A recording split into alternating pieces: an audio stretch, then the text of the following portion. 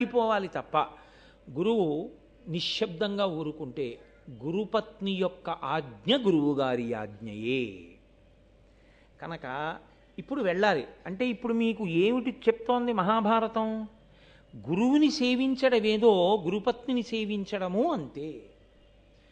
గురువుగారిని సేవించడం అంటే గురువుగారు అంటే నాలుగు చెప్తాడండి, గురుపత్నికి ఏమొచ్చండి అనడానికి వీల్లేదు. గురువుగారితో సమాన స్థాయి గురుపత్ని పొంది ఉంటుంది. కాబట్టి ఇప్పుడు ఆవిడ తీసుకురా కుండలములు అంటే బయలుదేరాడు ఉదంకుడు. బయలుదేరి ఆయన వెడుతున్నాడు. ఎంతో దూరం కాదు, చాలా దగ్గరలోనే ఉంది పౌష్యుని యొక్క రాజ్యం. ఆ వెడుతుండగా ఒక ఆశ్చర్యకరమైన సంఘటన ఒకటి జరిగింది. ఒక దివ్యమైనటువంటి పురుషుడు, అంటే మామూలు తేజస్సు కలిగిన వాడు కాకుండా మనుష్య సంబంధమైన తేజస్సు అని నమ్మడానికి వీలు లేనంత గొప్ప తేజస్సు కలిగిన వ్యక్తి ఒక ఎద్దు మీద కూర్చుని ఉన్నాడు. అదే చమత్కారం. మామూలుగా ఎవరో ఒక వ్యక్తి ఎద్దు మీద కూర్చుని దీని పేడ తిను అన్నాడు అనుకోండి, చావతల బావు అంటారా అనరా? ఆ ఎద్దు మీద కూర్చున్నవాడు దివ్యమైన పురుషుడు. అంటే ఆయన కాంతిని చూడగానే ఆ భాష ఆయన చుట్టూ ఉన్నటువంటి ఆ వలయాన్ని చూడగానే ఈయన సామాన్యుడు కాడు. ఈయన ఏదో మనుష్యుల కన్నా భిన్నమైనటువంటి జాతికి చెందినవాడు, దేవతాస్వరూపుడు. కాబట్టి ఈయన మాట నేను ఔదలదాల్చవలసిందే అనేటటువంటి ప్రచోదనం కలిగేటట్టుగా ఆయన ఉన్నాడు. అయితే ఇక్కడ ఒక గమ్మత్తుంది. గురువుగారి మాటలు బాగా వంటపట్టి ఉంటే ఆ వినయం వస్తుంది. గురువుగారి మాటలు వంటపట్టి ఉన్న స్వభావము అని ఒకటి ఉంటుంది. ఈ స్వభావము అనేటటువంటిది చాలా ప్రమాదకరమైనటువంటి లక్షణం. ఇది పుట్టుకతో వస్తుంది స్వభావం అన్నది. ఈ స్వభావమునందు రజోగుణ తమోగుణ ప్రకోపం యొక్క పాళ్ళు ఎక్కువ ఉన్నాయనుకోండి, అప్పుడు దేవతలు ఏం చేస్తారో తెలుసండి, ఏదైనా పెద్ద కార్యం సాధించవలసి వస్తే ఇదే అడ్డు పెడతారు. కైకమ్మను అందుకే అడ్డు పెట్టారు, కౌసల్యని సుమిత్రని విడిచిపెట్టి. ఆవిడితో అడిగించారు వరాలు, ఎందుకంటే తమోగుణ రజోగుణ ప్రకోపం ఎక్కువ కాబట్టి. స్వభావము గురువుగారి దగ్గర విన్నటువంటి మాటల వలన కలిగినటువంటి వినయాన్ని మింగేస్తుంటుంది అప్పుడప్పుడు. అప్పుడు స్వభావం గెలిచిందనుకోండి, వాడికి ఉండే కోపమో వాడికి ఉండేటటువంటి ఇంకొక లక్షణమో ఏదో పైకి వచ్చేసింది అనుకోండి, గురువుగారు చెప్పింది మరిచిపోయాడు అనుకోండి, మరిచిపోతే తన స్వభావంతో ప్రవర్తిస్తాడు. అందుకే గురుపాదుక పూజనీయం ఎందుకైందో తెలుసండి, అది గురువుగారిని మోసింది. అలాగే గురు పాదుక ఏం చేస్తుందంటే తల మీద పెట్టుకుంటే అహంకారాన్ని అణుస్తూ ఉంటుంది. అది ఆయన్ని మోసి తెచ్చింది. ఆ వినయం మీకు కూడా ఇస్తుంది. అందుకే ప్రపంచంలో ఎవరి పాదుకకి పూజ లేదు, ఒక్క గురు పాదుకకే పూజ. కనుక ఇప్పుడు ఆయన దివ్య పురుషుని యొక్క దివ్యత్వాన్ని గుర్తించాడు. గుర్తించి ఆయన వంక తిరిగి చూశాడు. ఆయన అన్నాడు, ఇదిగో నేను ఎక్కినటువంటి ఎద్దు పేడ వేసింది, ఈ పేడ కొద్దిగా తిను అన్నాడు. తిన్నాడు. నేను మీతో మనవి చేశాను కదా, శిష్య అన్న మాటకు అర్థం శాసితం యోగ్య శిష్య, చెప్పిన మాట వినేటటువంటి వాడు. ఆయన దివ్యత్వాన్ని అంగీకరించినప్పుడు ఆయన మాటలో ఏదో పరమార్థం ఉంది. మనకు అర్థం కావట్లేదు ఆయన ఎందుకంత గొప్పవాడిగా ఉన్నాడో, గురువుగారిని అడుగుదాం తర్వాత. కాబట్టి ఇప్పటికి తినేద్దాం, ఆయన చెప్పిన మాట విందాం. కాబట్టి కాస్త పేడ తీసుకుని తినేసాడు. బయలుదేరి వెళ్ళిపోయాడు.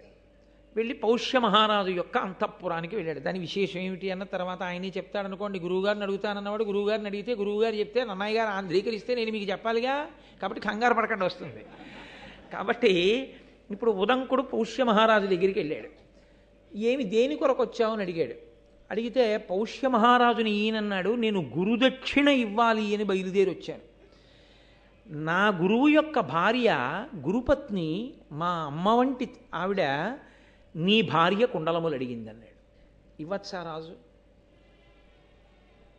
అంటే? రాజుకి రెండు కర్తవ్యములు ఉంటాయి. ఒకటి, ఆశ్రమంలో చదువుకుని విద్య పూర్తి చేసి బ్రహ్మచర్యాన్ని విడిచిపెట్టి గృహస్థాశ్రమంలో వెళ్ళేవాడికి పెళ్లి ఖర్చు పెట్టుకోవలసిన బాధ్యత రాజుగారిది. అంటే ఇవాళ మనం చేస్తున్నటువంటి సమావర్తనము స్నాతకము ఇంతకన్నా పచ్చి అబద్ధాల తంతు ఇంకోటి ఉండదు లోకంలో, యథార్థంగా మాట్లాడితే. అవన్నీ భోజనాల కోసం స్నాతకాలు, భోజనాల కోసం సమావర్తనాలు, ఏదో మధ్యలో నదడ్డు ఉందని ఆడపిల్లవారి మీద పడి తినేయడానికి పనికి వచ్చే స్నాతకాలు అవి కావు. నిజమైన సమావర్తనము స్నాతకము అంటే గురువుగారి దగ్గర చదువుకుని అప్పటి వరకు కాటుక పెట్టుకోకూడదు. అప్పటి వరకు తల దూకోకూడదు, అప్పటి వరకు పూలదండ వేసుకోకూడదు, తాంబూలం వేసుకోకూడదు, రుచి కోసం తినకూడదు, భిక్షాన్నములు తినాలి. ఇన్ని నియమములను పాటించిన వాడు ఇన్ని నియమములను విడిచిపెడతాడు. అద్దం చూసుకోకూడదు, నేను బాగున్నాననేటటువంటి భావన ఒకటి రాకూడదు. అదొకటి వస్తే పక్కవాడు బాగులేదన్న భావన వస్తుంది. పక్కవాడిని చూడడమే తప్ప తనని చూసుకోవడం చేత కాకపోతే అన్ని పోలిక అన్నది లేదు కాబట్టి గొడవ లేకుండా అహంకారం లేకుండా ఉంటాడు. కాబట్టి అద్దం చూసుకోకూడదు. ఇన్ని నియమాలు ఇవన్నీ పాటిస్తే బ్రహ్మచర్యం. ఇవన్నీ బ్రహ్మచర్యంలో పాటించిన వాడు బ్రహ్మచర్యాన్ని విడిచిపెట్టి గృహస్థాశ్రమంలోకి వస్తాడు. అలా వేదమంతా చదువుకున్నటువంటి వాడు అయ్యా నేను ఇంకా గురుదక్షిణ ఇచ్చి దేశాంతరం చూడ్డానికి వెడతానండి అని అడగడానికి గురువుగారికి దక్షిణ ఇవ్వవలసి వస్తే శిష్యుడి దగ్గర ఏముంటుందని ఇస్తాడు గురుదక్షిణ? రాజుగారి దగ్గరికి వెడతాడు. వెళ్ళి రాజా నేను ఇది చదువుకున్నాను, ఇప్పుడు నేను గురుదక్షిణ కట్టాలి, కాబట్టి మీరు నాకు ఈ దక్షిణ ఇవ్వండి అని అడుగుతాడు. ఏం చదువుకున్నావు? ఏమి చెప్పు 4 మాటలు అంటాడు. తాను చదువుకున్న దాంట్లోంచి 4 మాటలు చెప్తాడు. షహబాష్, వీడు బాగా చదువుకున్నాడు, వీడికి గురుదక్షిణ కట్టడానికి డబ్బు ఇవ్వండి అని రాజిస్తాడు. రాజా నేను గృహస్థాశ్రమంలోకి వెడుతున్నాను, ఇప్పుడే విడిచిపెడుతున్నాను బ్రహ్మచర్యాన్ని, కాబట్టి నేను ఇల్లు కట్టుకోవాలిగా, గృహస్థాశ్రమం మొదలు పెట్టాలిగా, అయితే ఇదిగో నీకు ద్రవ్యం ఇస్తున్నాను పెళ్లి చేసుకోవడానికి. రాజు డబ్బిస్తాడు. కాబట్టి గురుదక్షిణ గురుదక్షిణ కట్టేటప్పుడు ఎవరిని ఆశ్రయించవచ్చు అంటే రాజుని ఆశ్రయించవచ్చు. అది ధర్మం. మహాభారతం ధర్మం మాట్లాడుతుంది. కాబట్టి ఇప్పుడు తన భార్య కుండలములే అయినా అది గురుదక్షిణ కొరకు రాజును ఆశ్రయించిన వాడు కాబట్టి రాజుకు ధర్మం రాజుది, తన ధర్మం తాను నెరవేర్చాలి. అందుకని భార్య కుండలములను పట్టికెళ్ళు అని రాజు చెప్పవలసి ఉంటుంది. ఆవిడ తన భర్త ఆజ్ఞ ఏది ఉందో అది అనుసరించడమే పతివ్రత లక్షణం. ఆవిడ మహాపతివ్రత అంటే ఏంటి? ఆ కుండలాలు తీసి ఇచ్చేయి అన్నాడు. ఇంకో కుండలాలు పెట్టుకుని ఆ కుండలాలు ఇచ్చేయడమే. అంతేగాని వాటికి ఒక శక్తి ఉందన్న విషయం ఆవిడికి తెలుసు. అదేమిటయా ఎలా ఇస్తాను, ఎవరికన్నా ఇద్దామని దాచాను, నువ్వెవరో ముక్కు మొహం తెలియని వాడు వచ్చి అడిగావు, మీ గురువుగారి భార్యకి ఇస్తానంటున్నావు, ఎలా కుదురుతుంది అంటే పతివ్రత ఎందుకు అవుతుంది? ఆవిడ ధర్మం ఆవిడ చెయ్యాలి. భర్త చెప్పాడు ఆవిడ ఇచ్చేయాలంతే. కాబట్టి ఇప్పుడు ఆవిడ ధర్మం ఆవిడ చెయ్యాలి. అందుకని ఆవిడ ఇవ్వడానికి సిద్ధపడింది. రాజే వెళ్ళి ఎందుకు తేకూడదు? నేను మీతో మనవి చేశాను,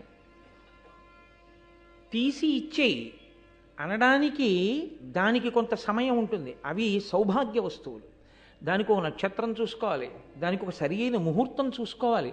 చూడకుండా చెవి కుండలములను తీసేస్తే మళ్ళీ చెవి కుండలాలు పెట్టేంత వరకు సౌభాగ్య వస్తువు ఉండవలసిన స్థానం ఖాళీ అయిపోయిందా లేదా? అది భర్తకి గండకాలం అయితే. కాబట్టి వ్యవధి ఇవ్వవలసిన అవసరం ఉంది. నువ్వు వెళ్ళి అడుగు, ఆవిడ ఇస్తుంది. ఆవిడికి తెలుసు శాస్త్రం, కాబట్టి ఆవిడ చూసుకుని ఇవాళ ద్వాదశి కదండి, కాబట్టి మీరు రేపు ఉదయం 11 గంటలకి రా బాబు, నీకు కుండలములు ఇస్తాను అని ఆవిడేదో ఆ కుండలాలు మార్చుకుని ఇవ్వవలసి ఉంటుంది. ఎక్కడి ధర్మం అక్కడే. అందుకని నన్నయ్య గారు ఒక్క పద్యరచన చేశారు అంటే ఎన్ని ధర్మములను మాట్లాడుతున్నారో చూడండి ఆయన. కాబట్టి ఇప్పుడు పౌష్యుని యొక్క భార్య దగ్గరికి వెళ్ళి నువ్వు కుండలములను తీసుకో అని పౌష్యుడు చెప్పాడు. ఈయన గబగబా అంతఃపురంలోకి వెళ్ళాడు, రాణివాసంలోకి. రాణివాసంలోకి వెళ్ళవచ్చా? ప్రవేశపెట్టరు. కానీ ఎటువంటి వాణ్ణైతే ప్రవేశపెడతారు? ఆయన యొక్క బ్రహ్మజ్ఞానం అటువంటిది, ఆయన చదువుకున్న వేదం అటువంటిది. ఆయన రాజు యొక్క భార్య, ప్రతివాడికి 5 తల్లులు ఉంటారు. 5 తల్లులలో రాజు భార్య ఒకతే. గురువుగారి దగ్గర చదువుకుని వచ్చినవాడు, గురుదక్షిణ కట్టడానికి వచ్చినవాడంటే చదువు పూర్తయింది. చదువు పూర్తయిన వాడికి ఏమిటి తెలిసి ఉండాలి? దేశాన్నేలే రాజు భార్య తల్లితో సమానం. రాణివాసంలోకి వెడితే మాత్రం బిడ్డడు తల్లిని ఎలా చూస్తాడో అలా చూస్తాడు. కాబట్టి రాణివాసంలోకి వెళ్ళి చూస్తే వచ్చిన ఇబ్బంది ఏంటి? ఒక గురువు దగ్గర చదువుకున్నవాడు అంటే రాజుకున్న విశ్వాసం అటువంటిది. చదువు అన్న మాట వెనక ఎంత సంస్కారం ఉండేదో, సంస్కారము చదువు ఎంత విడదీయరాని స్థితిలో ఉండేవో భారతం నిరూపిస్తుంది. సంస్కారము లేని చదువు, పేరు పక్కన డిగ్రీలు, బల్ల కింద చేతులు ఈ జాతి ఊహించలేదు. చదువుకున్నవాడు అంటే సంస్కారవంతుడై ఉంటాడు, 10 మందికి ఆదర్శవంతుడై ఉంటాడు అనుకుంది. కానీ జ్ఞాన కలునిలోని శారదయోలే ఉంటాడని ఊహించలేకపోయారు ఋషులు. కాబట్టి ఇంత చదువుకున్నవాడు, కాబట్టి రాజు భార్యని తల్లిగా చూస్తాడు. రాణివాసంలోకి వెడితే దోషం ఏమిటి? కాబట్టి వెళ్ళి అడిగి తీసుకో అన్నాడు రాజు. ఇప్పుడు ఉదంకుడు రాణివాసంలోకి వెళ్ళాడు. రాణిగారేరి అని రాణివాసంలో అదిగో గదిలో కూర్చున్నారు ఎదురుగుండా. వెళ్ళి మాట్లాడండి. వెళ్ళి చూశాడు, కనపడలేదు. అదిగో అక్కడే ఉన్నారంటారు వాళ్ళు. వాళ్ళు ఉన్నారని చెప్తున్న ఆసనం కనపడుతోంది, ఆవిడ కనపట్టలేదు. అదేమిటి ఆవిడ కనపట్టలేదు, ఇందులో ఏదో మాయ ఉంది. ఇప్పుడు ఆవిడ కనపడకపోతే ఎవరిని అడగాలి? ఆయన్ని అడగడమే న్యాయం. కాబట్టి ఇప్పుడు తిన్నగా మళ్ళీ రాజు దగ్గరికి వచ్చాడు. వచ్చి, మహారాజా, నేను మహారాణి గారి దర్శనం కోసం వెళ్ళాను, కానీ నాకు ఆవిడ కనపట్టలేదు రాణివాసంలో. అందుచేత నేను ఎలా తీసుకోను కుండలాలని అడిగాడు. అడిగితే రాజన్నాడు, భూమినుత నిన్ను త్రిభువన పావను అశుచివని ఎట్లు పలకనగో, ఆ దేవి పవిత్ర పతివ్రత కావున అశుచులకు కనగాదనవద్య. నువ్వు భూమినుత, నువ్వు ఈ భూమి యందు భూవినుత, నువ్వు అన్నీ గురువుగారి దగ్గర చదువుకున్నవాడివి, అందరి చేత గౌరవింపబడవలసిన వాడివి. నేను నిన్ను ఒక మాట అనకూడదు, నువ్వు అపవిత్రుడవు అని నేను అనకూడదు. కానీ నువ్వు అపవిత్రంగా ఉన్నావు అన్న విషయం నీకు తెలియడానికే నేను వెళ్ళి రాణి దగ్గర కుండలాలు పుచ్చుకో అన్నాను. ఎందుకని అన్నానో తెలుసా? అవి పవిత్రమైనవైతే పుచ్చుకునేటప్పుడు నువ్వెలా ఉండాలి? నువ్వు పవిత్రంగా ఉండాలి కదా. నువ్వు పవిత్రంగా లేకుండా పవిత్రమైనటువంటి వస్తువుని పుచ్చుకోవడానికి నీకే అర్హత ఉంది? దేవాలయంలోకి వెళ్ళేటప్పుడు కనపడ్డ ప్రతి పుల్లతోటి పళ్ళల్లో గుచ్చుకుని ఆ పుల్ల అవతల పారేసి దేవాలయంలోకి వెళ్ళి ప్రసాదం పుచ్చుకుంటే నీకు ఈశ్వరానుగ్రహం కలుగుతుందని నువ్వు ఎలా చెప్పగలుగుతున్నావు? నువ్వు ఆ అనుగ్రహాన్ని పొందడానికి వీలైన శౌచంతో నువ్వు దేవాలయంలోకి వెళ్ళవలసిన అవసరం ఉందా లేదా? ఏ వస్తువుని ముట్టుకునేటప్పుడు ఎలా ఉండాలో అలా ఉండి ముట్టుకోవలసి ఉంటుంది. అంతేకాని చేతులకి రబ్బరు తొడుగులు వేసుకోకుండా నువ్వు ఎలక్ట్రిక్ వైర్ ముట్టుకుంటున్నావా? ముట్టుకోవట్లేదే. ఒంటి మీద తడి బట్టలు ఉండగా నువ్వు విద్యుత్